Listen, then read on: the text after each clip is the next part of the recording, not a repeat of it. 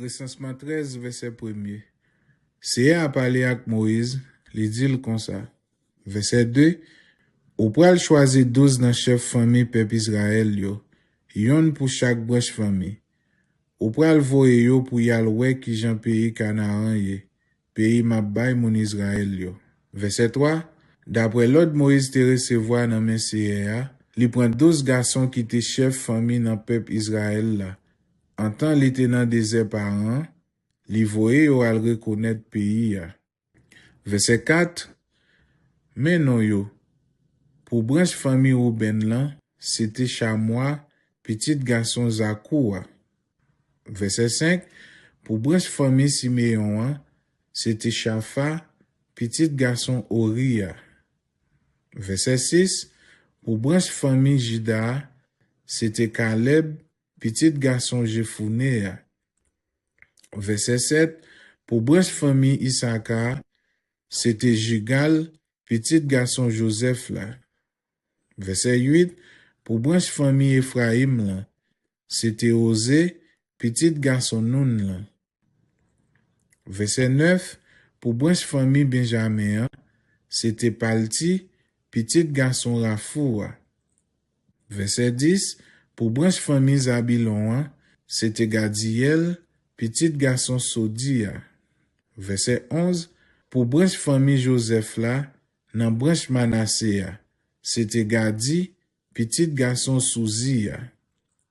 Verset 12, pour branche famille Dan c'était Amiel, petit garçon Gemalia.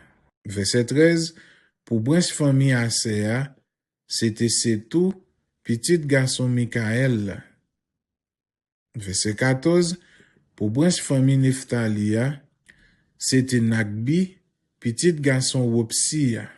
Verset 15, pour branche famille Gadla, c'était Geouyel, petit garçon Makia. Verset 16, c'était non 12 messieurs Moïse te voye à reconnaître pays Canaan. Moïse te changé nom Osé, petit garçon non là, li relèl Josué.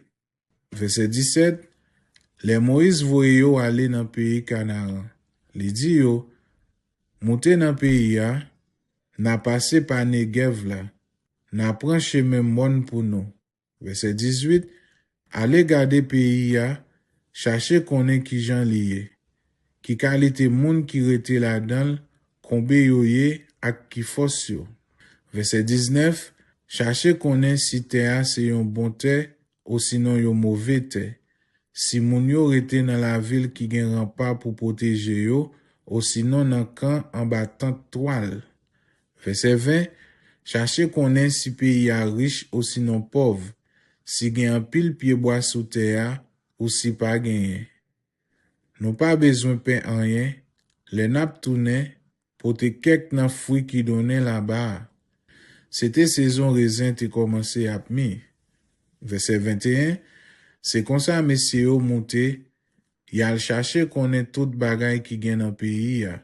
Depuis des zin qui nan sid pays arrivé jouk Reyob tout prépasse à mat la nan nord. Verset 22, yo traversé zone Negev la, yo rive la ville Hébron côté moun Aïman yo. Moun Sheshaï yo ak moun Talmaï yo rete. Yo tout te fait partie ras moun Anak yo. Hébron sa c'est yon la ville qui te bâti 7 ans avant yo te bâti la ville Zoan dans pays l'Égypte. Verset 23, yo rive dans ravine Eshkol, yo coupe yon branche raisin qui te gen yon sel gros grappe raisin dans li. Yo metel sou yon gol pour de moun te kapotel sous épaule yo. Si tellement li te lo. Yo pote grenade ak fig France tou. Verset 24, yo rele kote sa ravine Eshkol pou tèt gros grappe raisin moun peuple Israël yo te coupe la.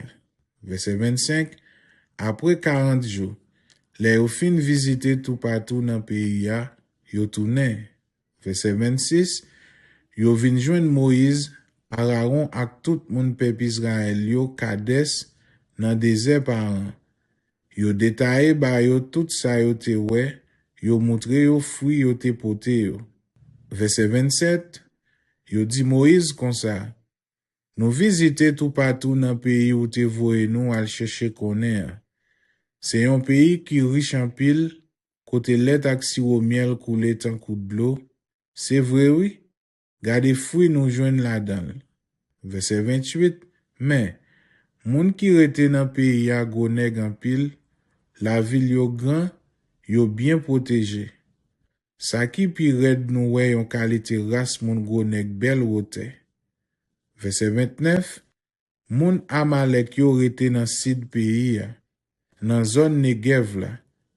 Moun It yo, moun Jebis yo ak moun Amon yo, rete dans Mon yo.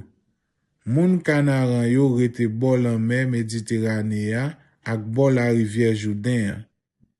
Verset 30. Caleb fait moun yo suspend bougonnen sous do Moïse. Li di yo kon sa, an moute koulier, an al pran pays ya pour nous. Pa gen rien là nous pas ka fait. Verset 31. Mais messieurs qui te monté ensemble avec Caleb yo dit comme ça. Non, nous pas ka al attaquer moun sa yo. Yo pi fort passer nous. Verset 32. C'est comme ça yo prend parler mal sous pays yo te al visiter ya devant peuple Israël là. Yo tap dit pays nous t'al visiter ya, pays nous t'al chercher connaît, c'est un pays qui pas même bay compte manger pour moun k'ap vivre sous li yo. Et puis tout moun nou wè là, c'est moun qui wò en pile. Verset 33, ça qui pi red, nou wè yon qualité gros nèg bel rote. Moun ras Anak yo. Devant moun sa yo, c'est krebete nou ye. Tellement nou piti. C'est comme ça nous te senti nous devant yo.